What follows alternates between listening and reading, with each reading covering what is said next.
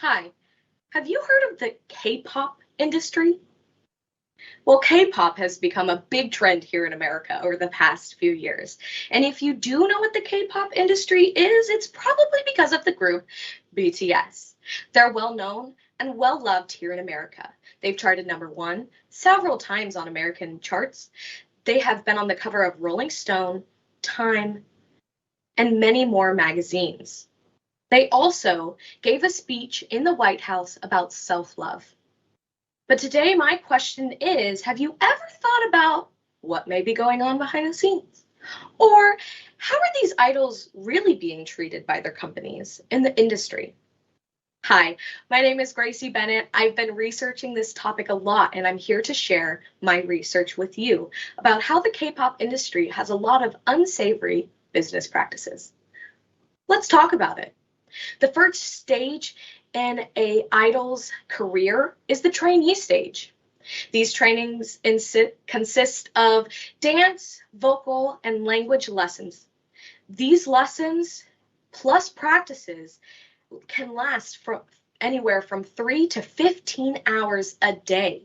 15 hours is the regular. That's a lot of time to be spending on your craft every day of the week. And a training period for any trainee can last anywhere from months to several years.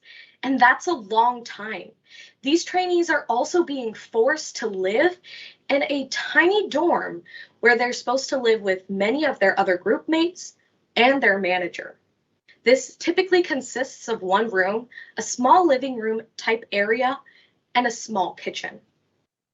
These trainees have to sign what is known in the K-pop industry as a slave contract.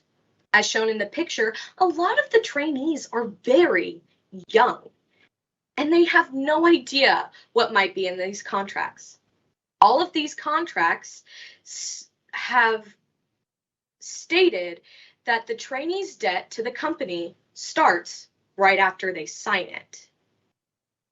Author Francesca Paget says, this debt includes all expenses paid by the company, rent, food, electricity, haircuts, clothing, and all staff payments. This means that trainees' debts are huge, and any money they make as an idol ends up going back towards paying their company. This is a lot. But what is their life during when they're an idol and have been signed to a group? Well, when they've been signed to a group and their idol journey has begun, there are many things that they have to deal with. Body shaming. They're not allowed to date or they'll get into a scandal. Internet criticism is a huge thing for many artists. And they also have a lot of sasaeng fans, which are stalkers. But what happens towards the end of their idol stages? They get sexualized. Once your group is no longer really relevant, or a lot of your members have turned the age of 30, idols are not appealing to many people.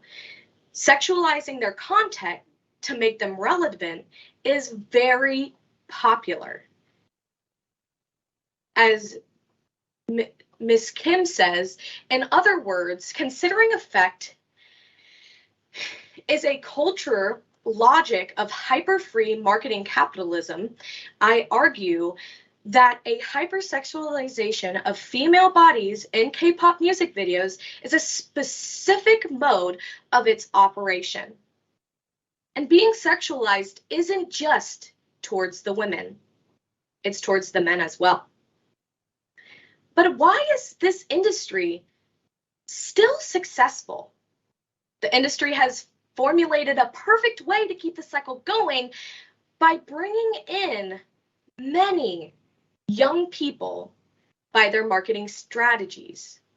Entertainment agencies have established partnerships with local leading entertainment agencies and recording labels in target countries. The Korean agencies designed the overall concepts, while the partners have carried out specific local promotions, and secured distribution networks in local markets, says Ms. Kim.